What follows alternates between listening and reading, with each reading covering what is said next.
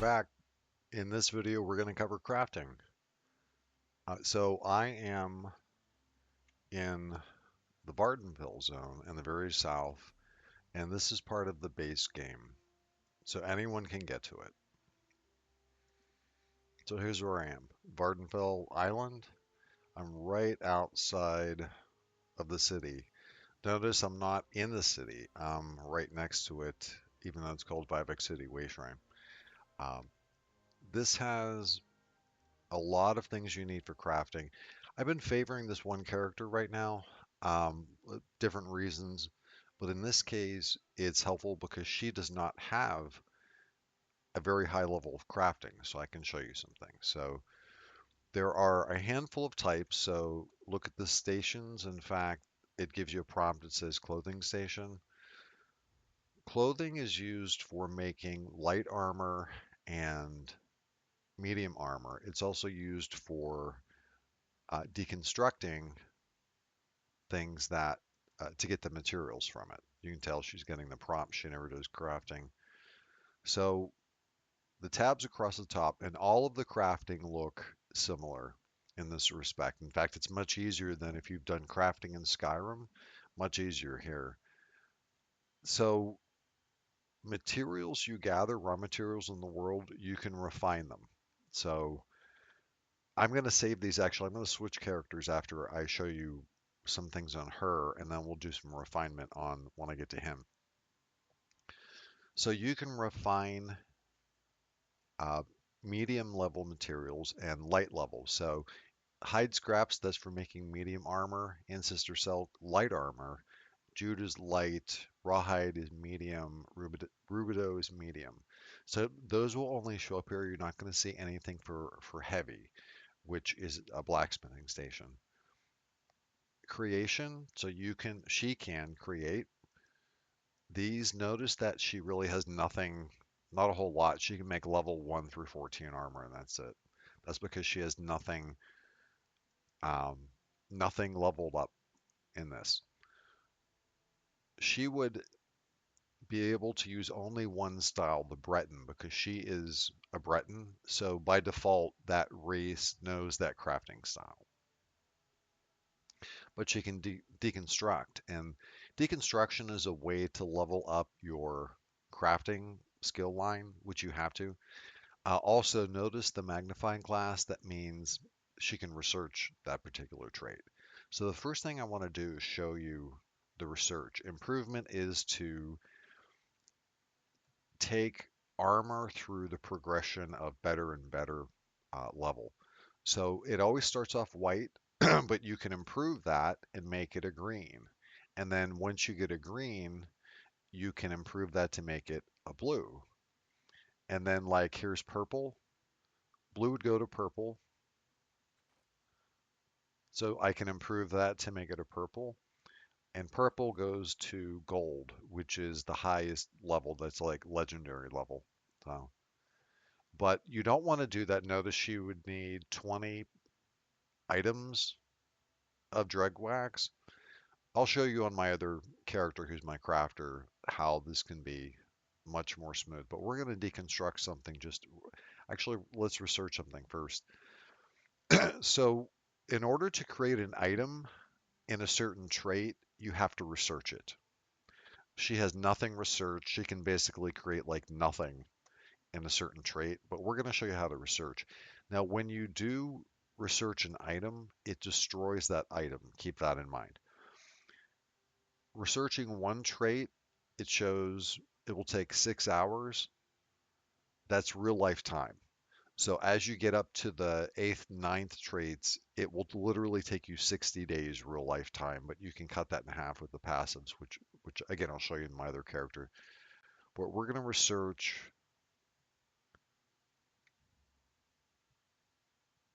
invigorating in the gloves, and it destroys that item, but you get your research going.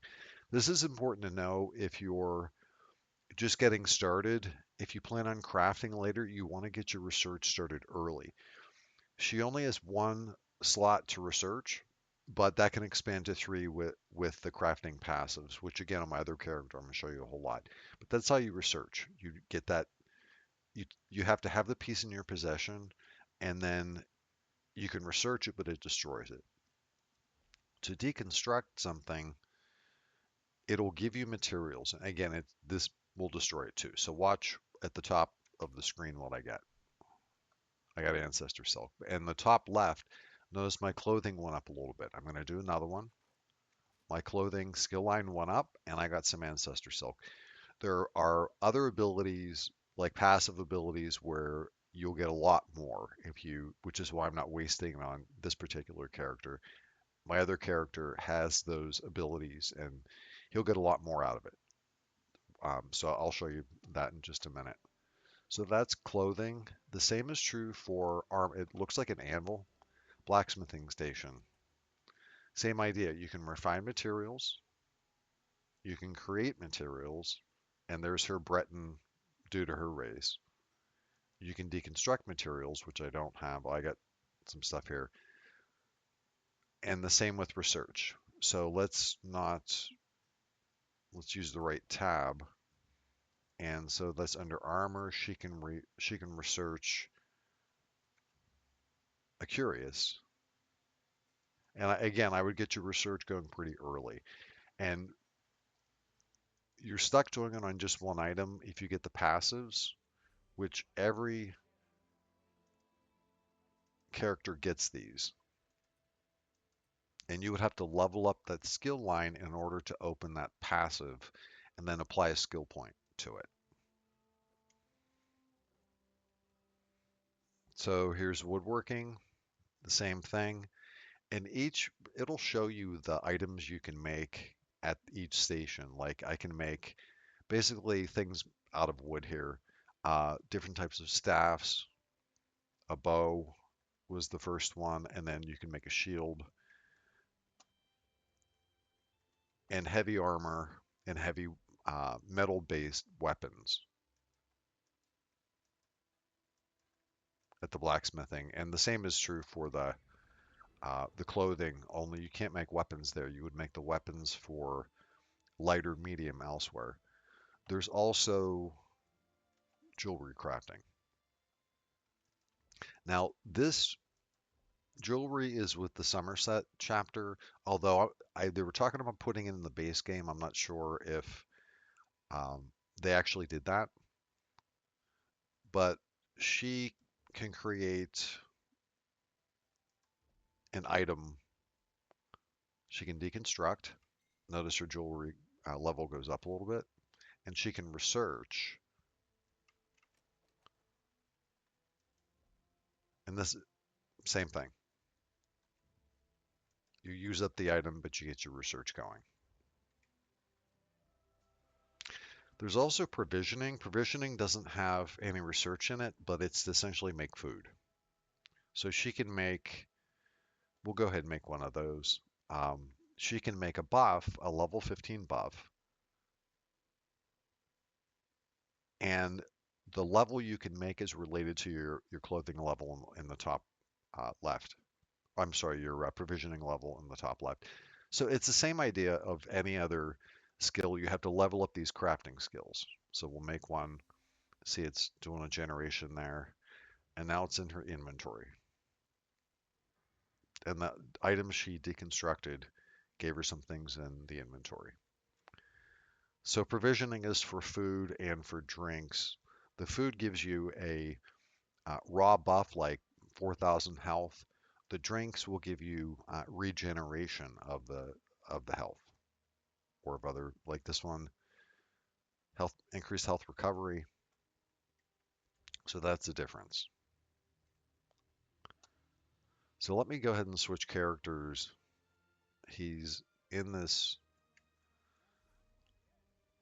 You don't have to quit the game to switch characters. If you use log out, it takes you back to the character page where you can pick which character you want to use. So the one we're going to get on now is the first character I had on this account. So he's been around for quite a while. I respect him, which you can. You can get all your skill points back and reapply them right in the game. You don't need to pay any real money.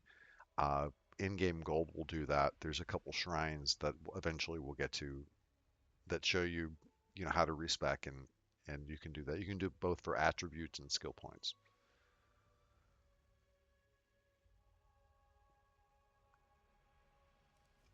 So he's here already. So notice, let's go over to the clothing and back to the research section. Notice he's got everything researched.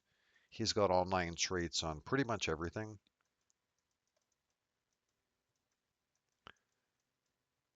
And that's because he spent a lot of time researching.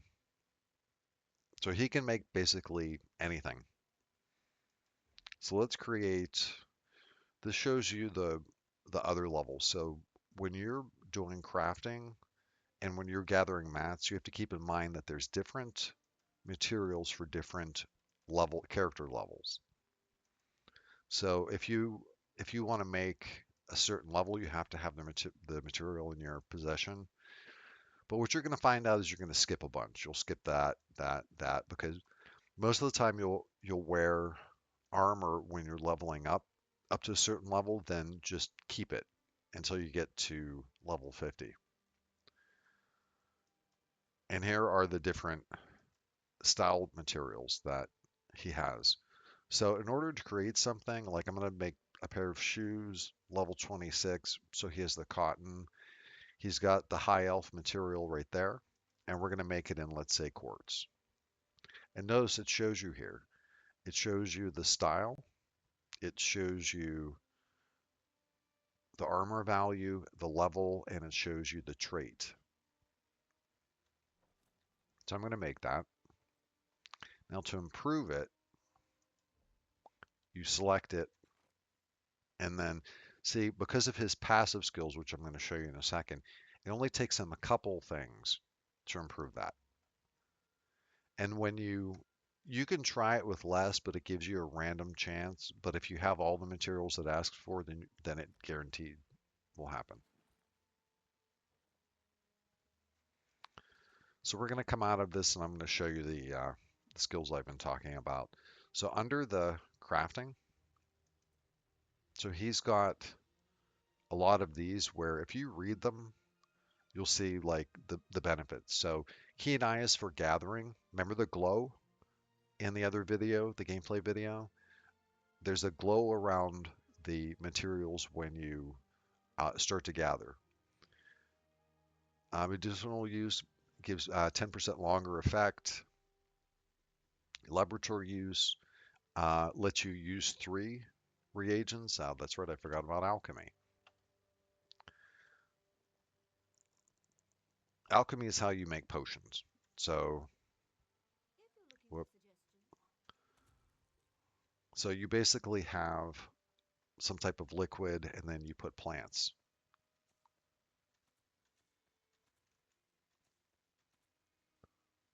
Let's see what's going to go with that. There you go. So these 2 plants together with some water will make a stamina potion. But if you add something else, like that will do nothing. So that gives you both, even though it's calling it magicka, it gives you magicka and stamina at the same time. So you can combine all of these to come up with pretty unique effects. There's even some for invisibility and actually speed too. There's a speed potion you can come up with. So all of these have these different passives. And if you look at some of them, like the ones where you have to research, alchemy and provisioning, you don't research. Um, but the others you do, like metallurgy, this one cuts research times and limits it to 30 days. And then you can also reduce the need for materials when you level things up, and then uh, maximize the ability to get things out when you refine. There's also one of these also gives you like you can research 3 things at once versus just one. So let me do some refinement. So he's going to take the iron ore, and I'm going to minimize that. Now watch. See, he got a couple things out of that. And with the rubidite,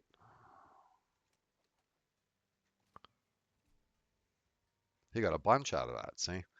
So that's partially the passives that are down in all of these. And like when he makes provisioning buffs, he gets 3 additional ones. So for every one he makes, he gets 3 more. So these can be really, really good. There's also a champion point system buff that reduces the time it takes when you're gathering materials. That's really helpful. And then it gives him a greater chance of extracting things when he refines materials or does deconstruction. So the crafting can be pretty straightforward, but it does take a lot of time to do the research. The last thing I want to mention is once you become certified, you can do crafting writs, and these are insanely popular. I'm going to grab a, the 3 of these and see if one will work. So these are essentially a mini quest. They wind up in your journal. So under crafting, so clothing writ. So this means this is essentially an assignment you get to create something. So I'm going to go right over to the clothing station here, and notice it gives you an icon. It basically tells you what to do. Create, and it's also over here on the left as well. We want to create an ancestor silk robe. Notice there's no like style. It doesn't really specify a style, and it doesn't want a trait. So we're going to do one. If you do master writs, it does. But on these basic ones, it doesn't, and I'll show you why people like to do them. And so breeches, which are the pants, and then epaulets. And because they're a quest, you can look in your quest journal, and it says deliver goods to the nearest quartermaster. Well, the nearest quartermaster is like right down the road. So we're going to run down here.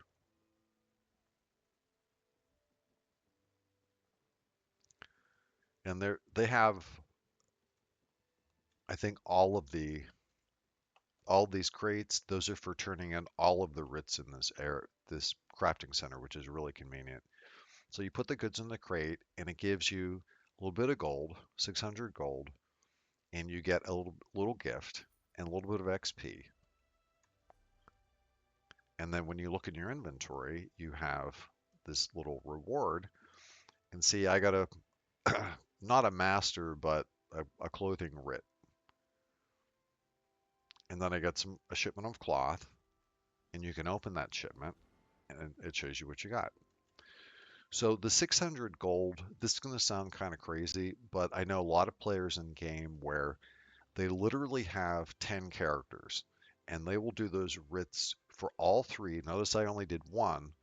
They will actually do 6 because you can do provisional writs, enchanting writs, alchemy writs, blacksmith writs, woodworking writs, and the clothing writ I just turned in. That's 6 of them. So if you did all 6, that's 3,600 gold. And over 10 characters, that's 36,000 gold. You can do that every day if you want, because those crafting writs are daily. They're a daily type of quest. Once you do them one time, they disappear until the next day. But people will do this and do writs on all 10 characters and make like 36,000 a day. Not really my cup of tea. I know how to do them, but they get kind of ridiculous and boring after a while. But that is the clothing. Um, I'm sorry, that is the crafting idea.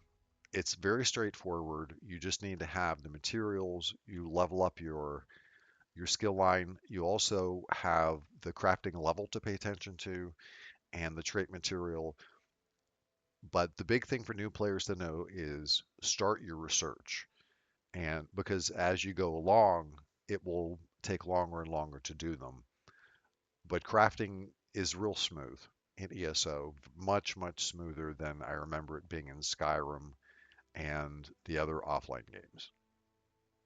And that's it. Thank you very much, and I hope you liked the video.